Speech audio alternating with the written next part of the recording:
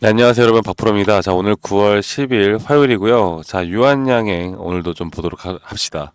자, 유한양행이 오늘도 좀 아쉬운 모습을 보여줬습니다. 물론 뭐 추가적인 하락이 나온 건 아니었지만 좀 아쉬운 모습이 나왔는데, 제가 우리 구독자분들에게 한마디 또 해드리고 싶은 건 지금 뭐 여러 가지 이슈들이나 언론이나 또 방송이나 유튜브나 여러 가지 뭐 단독요법에 대한 FTA 승인, 뭐 랭라자가 지금 뭐 타그리소 여기에 대한 효능을 앞섰다라고 하면서 앞으로 양행이 더 갈 수 있다, 이런 좋은 이야기들을 하고 있죠. 하지만 결국 주가의 방향은 계속 밑으로 내려가고 있습니다. 자, 그 이유가 뭘까를 우리가 생각을 해봐야 하는데, 자, 이렇게, 그러니까 뭐라고 하죠? 제가 좀 세게 말씀을 드려보자면, 결국 호들갑을 떨 때는 뭐다? 조심해야 된다.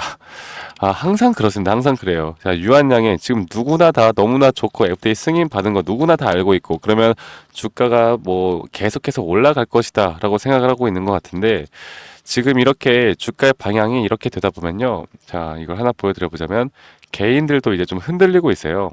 이게 더 올라갈 수 있을 거라고 생각을 하는데 막 못 올라가는 모습들, 그리고 앞으로 이런 현재 20선이 좀 다가오고 있거든요.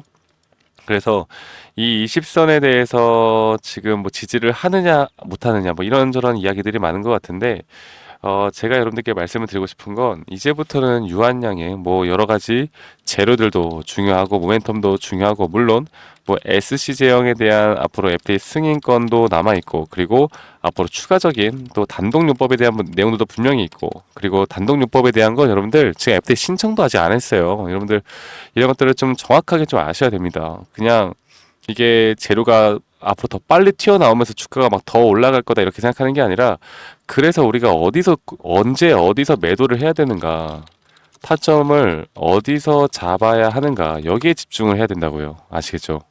그래서 여러분들 뉴스 그만 보세요. 언론 그만 보셔도 되고요. 이미 여러분들이 파악하고 있는 내용들 그게 답니다. 새로운 게 뜨면은 그거는 주가가 말해줄 거예요. 차트가 말해줄 거고. 네, 그래서 여러분들에게 말씀드리고 싶은 건, 결국 이 파이프라인에 대한 이 재료의 연속성으로 결국 올라가는 거고, 이 유한양행이 지금 나온 FDA 승인권으로는 분명 계속 중장기적으로도 상승은 해 나갈 거다. 저도 여기에는 동의를 합니다. 상승할 거다. 동의를 합니다.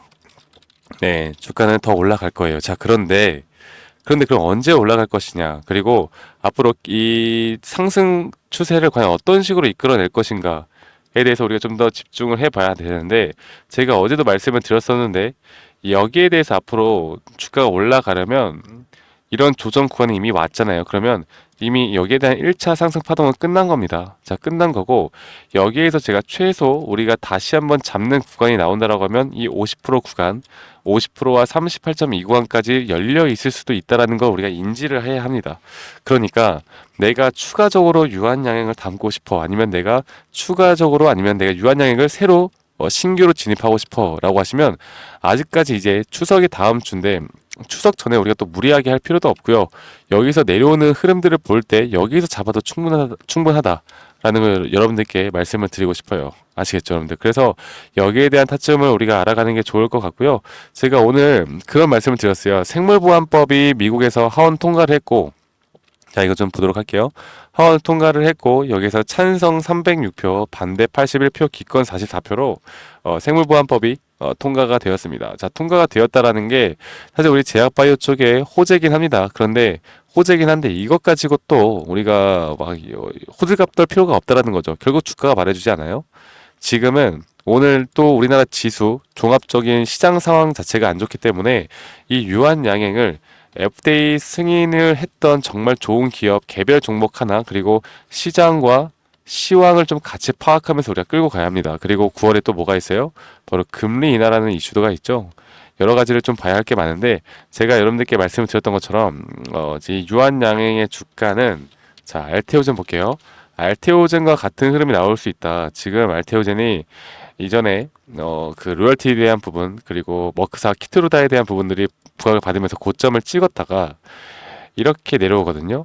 이렇게 내려와요. 그러면 현재 여기에서도 상당히 마이너스 한 30% 정도 넘는 하락이 나왔어요. 이때는 뭐 성격 자체가 좀 다르긴 합니다. 이때 블록딜에 대한 부분들도 있었고 있는데, 그러고 나서 옆으로 횡보를 하면서 고점을 높이다가 옆으로 횡보를 하면서 고점을 높이는데, 이 기간이 또 2개월 걸린단 말이죠. 2개월. 그러면서 다시 한번 재료의 연속성이 좀 터져 나오면서 주가가 다시 한번 또 수급을 받고, 지금 이렇게 이거를 이렇게 보여드리면, 이게 지금 이러는 모습.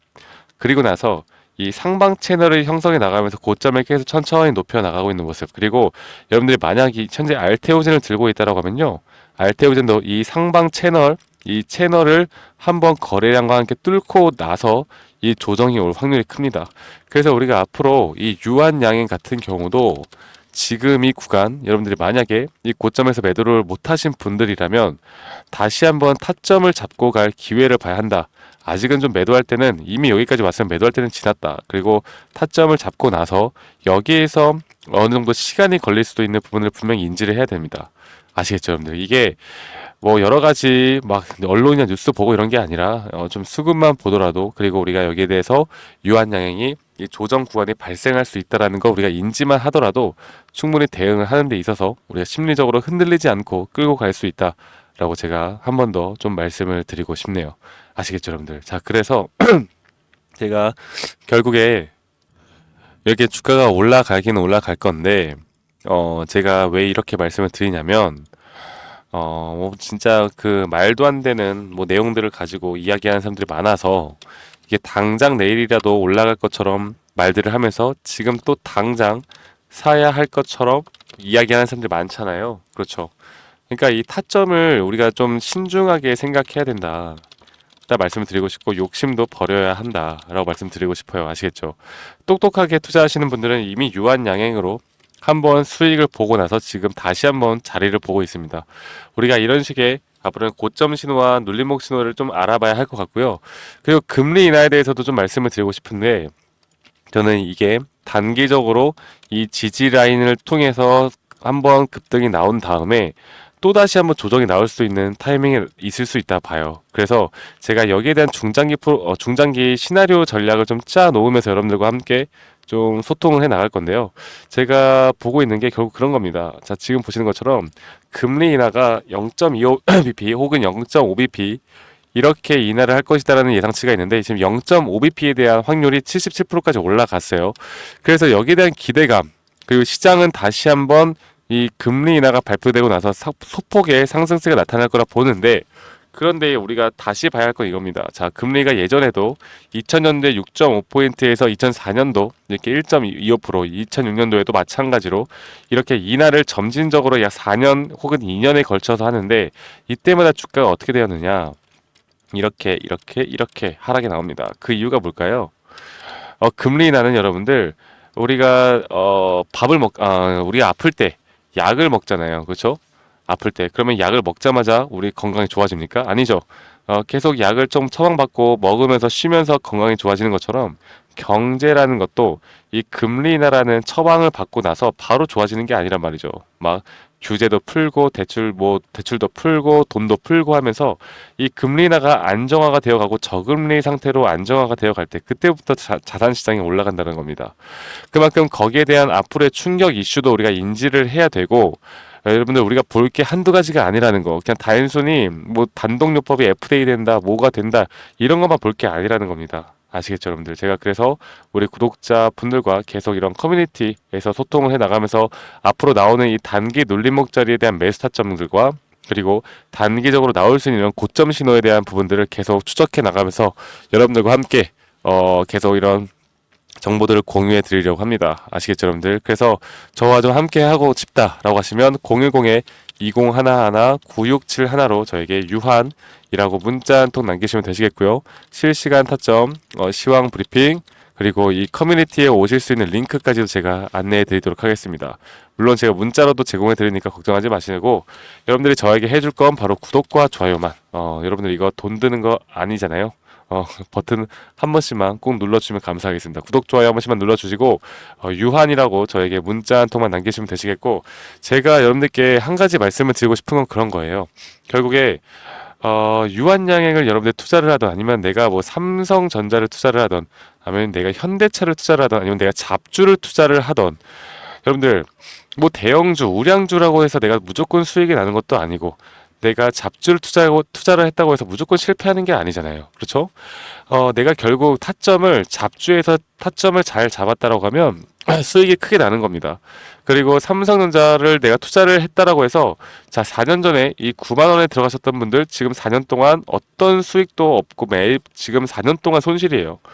그러니까 결국에 우리가 주식으로 돈을 버는 건 이 타점에 집중을 해야 된다.